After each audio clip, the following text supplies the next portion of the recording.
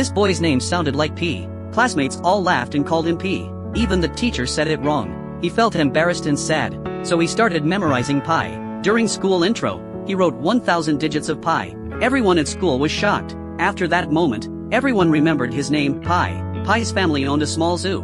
His dad brought home a tiger. Pi grabbed some meat out of curiosity. He tried feeding the tiger. The tiger slowly walked forward. Just as it opened its mouth, "No!" He told Pi not to trust animals. He said wild ones only want meat, but Pi saw something deeper. He believed tigers had souls too. Dad tied a goat to the gate. He told Pi to watch it. The tiger quickly ate the goat. Dad said this is survival. Pi's mind was shaken hard. He always believed in gods, but his dad didn't agree. Dad said too much belief means none. Luckily, his mom supported him. Like her, Pi stayed faithful. He didn't kill or eat meat. Years passed, and Pi grew up.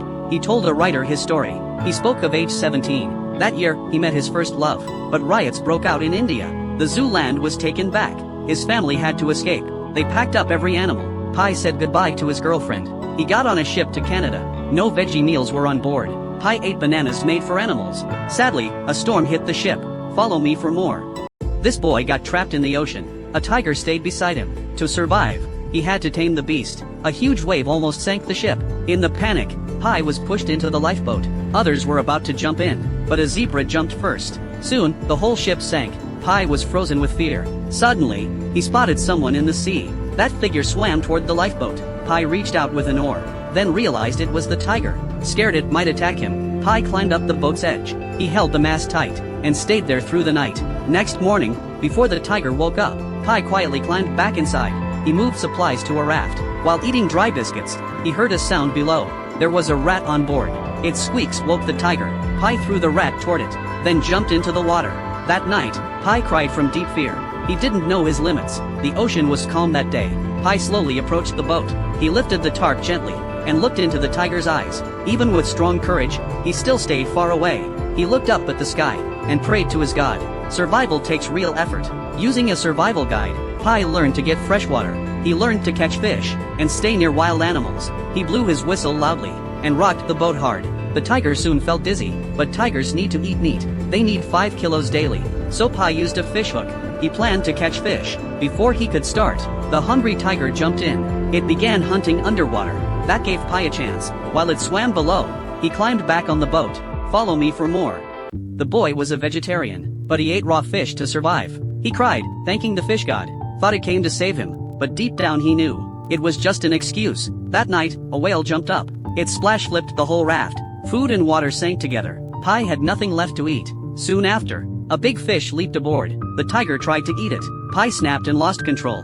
He stabbed the tiger with a stick. The tiger got scared and backed off. Pi took the fish for himself.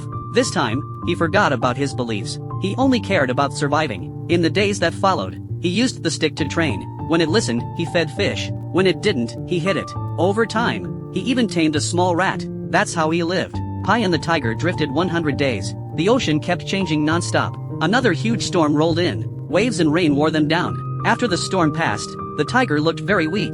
Pi gave it some water. Still, the tiger didn't move. He gently held its head, let it rest on his lap.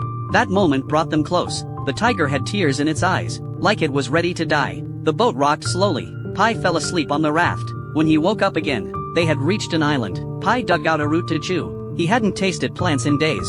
To thank the island, he untied his safety charm. His girlfriend gave it to him. He tied it to a tree. The charm had faded to gray. That night, he slept high up in a tree.